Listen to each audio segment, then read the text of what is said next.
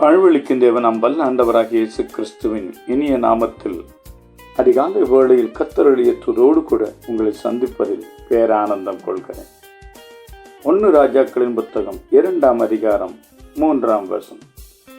நீ என்ன செய்தாலும், நீ எங்கே போனாலும், எல்லாவற்றிலும் புத்திமானாய் இருக்கிறதற்கும் கர்த்தர் என்னை குறித்து உன் பிள்ளைகள் தங்கள் முழு இருதயத்தோடும் தங்கள் முழு ஆத்துமாவோடும் எனக்கு முன்பாக உண்மையாய் நடக்கும்படிக்கு தங்கள் வழிகளை காத்து கொண்டால் இஸ்ரவேலின் சிங்காசனத்தின் மேல் வீற்றிருக்கத்தக்க புருஷன் உனக்கு இல்லாமற் போவதில்லை என்று சொன்ன வார்த்தையை திடப்படுத்த. ஆம், அன்பிற்குரிய தேவனுடைய பிள்ளைகள், தேவனுடைய வாக்குத்தத்தம் நம்முடைய வாழ்க்கையில் நிறைவேறுவதற்கு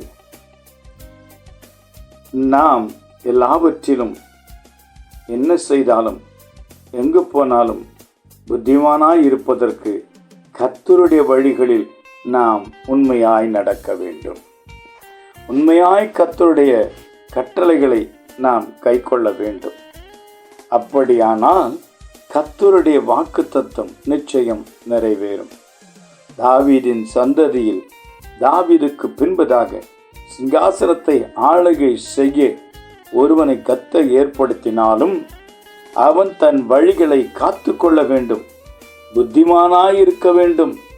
எதை செய்தாலும் எங்கே போனாலும் எல்லாவற்றிலும் கர்த்தருக்கு பயந்து அவருடைய வழிகளில் நடக்க அவன் புத்திமானாயிருக்க வேண்டும் என்று சொல்லப்பட்டிருக்கிறது. வெறுமனே கர்த்தர் எனக்கு வாக்குத்தத்தத்தை கொடுத்து விட்டார், அவர் எனக்கு சொன்னபடினால் அது நிச்சயம் நிறைவேறும் என்பதல்ல.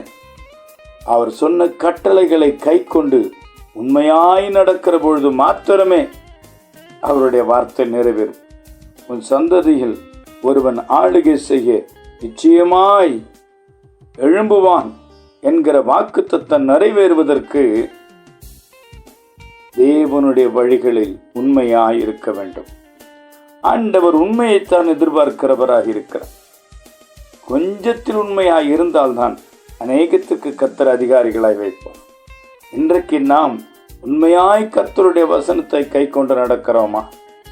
நாம் உண்மையாய் கர்த்தருடைய வழிகளில் நடக்கிறோமா? நாம் உண்மையாய் தேவனுக்கு பிரியமாய் இருக்கிறோமா?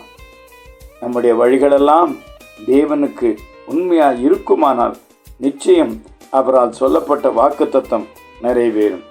அன்பின் பரலோக பிதாவே, நாங்கள் எல்லாவற்றிலும் எங்கும் புத்திமானாய் நடப்பதற்கு எங்களுக்கு உம்முடைய கிருபையை தாரு சுவாமி.